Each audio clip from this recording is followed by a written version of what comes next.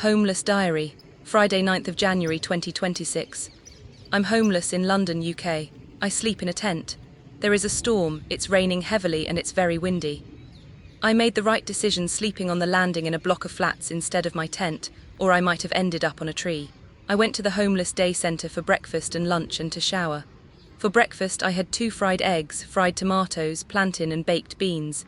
English and Caribbean fusion breakfast. For lunch I had lentil lasagna. The pudding was blueberry crumble. I saved the blueberry crumble for dinner. I saw on the weather forecast that it was going to be -1 degree and Storm Goretti is causing strong winds. I called Thamesreach Homeless Outreach Team about SWEP. SWEP stands for Severe Weather Emergency Protocol.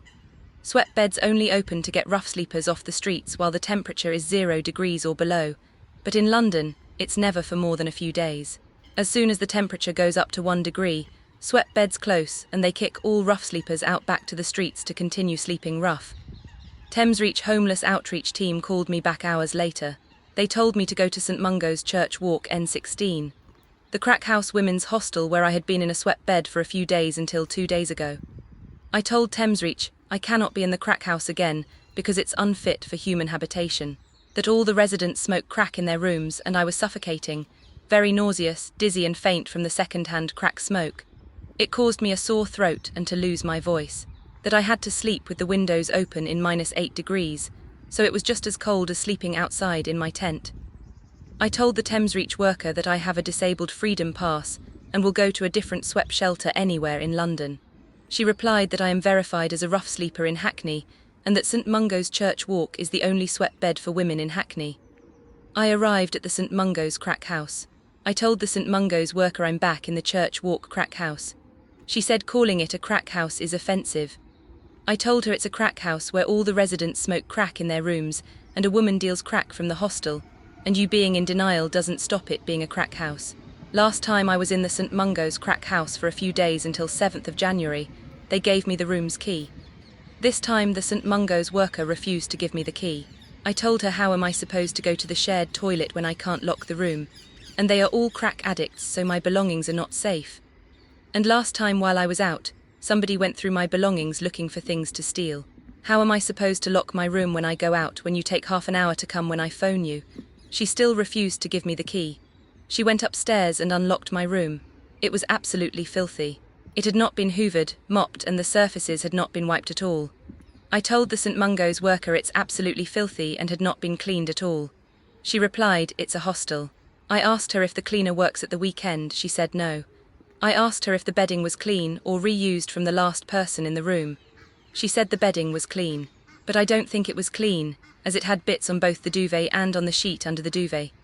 I locked the door. The first thing I saw was a cockroach on the wall and a cockroach trap on the floor next to the bottom of the bed. I killed the cockroach with a tissue. I opened the windows wide because of the crack smoke. I remember this part of the building from the last time I was in a SWEP bed in St Mungo's Church Walk a few days ago.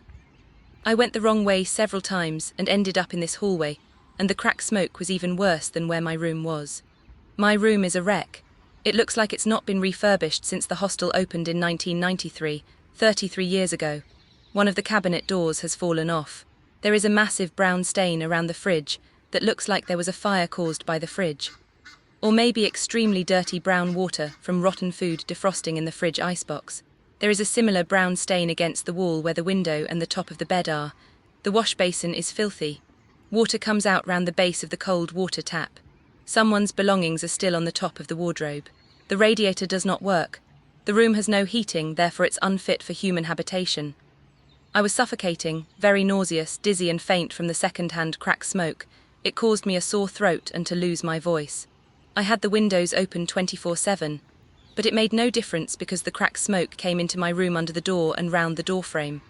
For dinner, I had 2 avocados and yogurt. I slept with the windows wide open because of the crack smoke, in my clothes with one of my feather-down jackets on and my insulated hat on. The last time I was there a few days ago, I slept in my -7 degrees sleeping bag, under the duvet. But there are cockroaches in this room, and I don't want to get cockroach eggs on my sleeping bag. It's worse than sleeping outdoors in my tent because it's just as cold, but outdoors the air is fresh and crack-free. The only reason I didn't leave the St Mungo's Church Walk crack house.